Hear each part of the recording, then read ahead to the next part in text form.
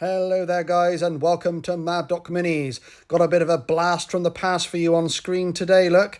One of the OG Predator tanks from way back in the Rogue Trader days. This isn't actually mine, or it didn't belong to me originally. I got this on eBay a little while back for a bit of a steep price, but you know, you've got to pay for the classics, I guess. Really love this thing to death, and I did actually have one back in the day, an original, but sadly that's disappeared over the years. Here we have the modern equivalent, the plastic kit that was released quite recently for the Horus Heresy. Yeah, I mean, I love this kit actually, and it went together fairly well overall. I did do a little bit of an unboxing and build review. Go and check that out if you haven't already.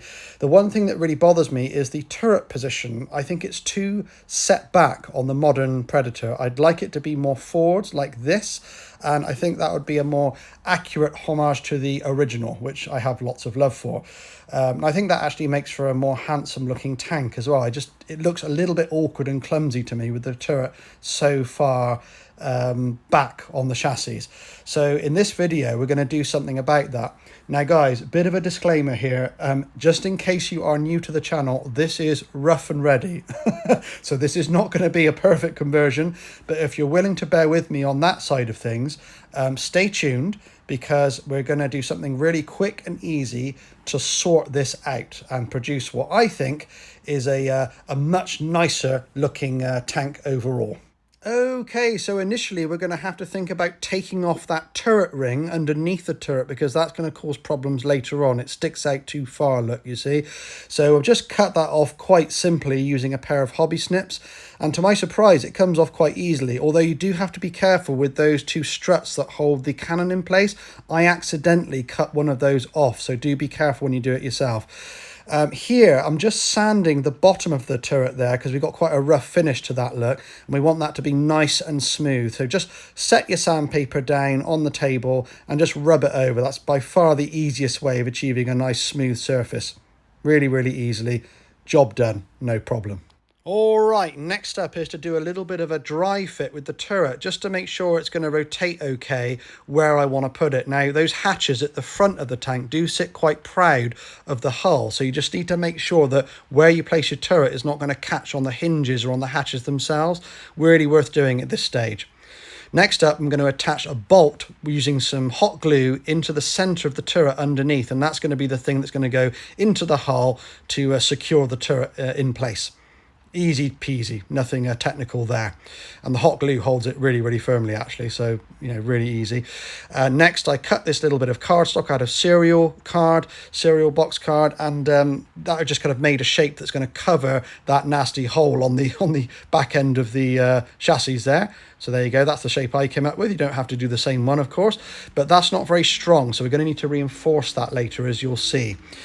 And in the meantime, we're going to just put a little mark in the center of that. I'm going to measure where that needs to be, of course, and that's where our hole's going to be, where the bolt's going to go through, and the bolt is actually going to pass through the edge of the original turret hole, okay, but it's going to be a bit more secure because we're drilling a smaller hole in the top. So it all works out in the end, you'll see. This is where I reinforce with a steel washer, and I just place that and super glue it over the top of the hole, and that just adds a nice rigid support to that structure so that it's not going to degrade over time. Next thing is to actually force the turret through there. That's quite a tight fit, but it doesn't really matter. It's actually good being a little bit tight, you know, because it'll hold it nice and securely. And that's done the job nicely. A little bit of super glue around the rim of the original turret hole there, and then we just kind of put that in place, secure it in place, and that, my friends, is it, really. That's the conversion.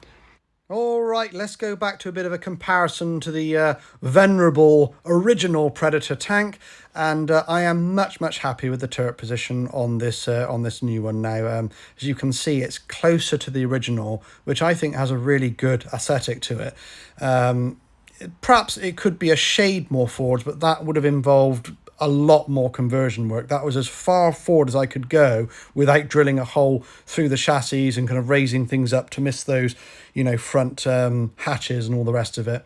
Now, I know that this old Predator is a bit crap by today's standards, but I will always have a special place in my heart for it because I was kind of there. I had an original. This isn't my original Predator tank, but I did have one back in the day, like, you know, nearly 30 years ago. So, you know, it holds a lot of nostalgia for me.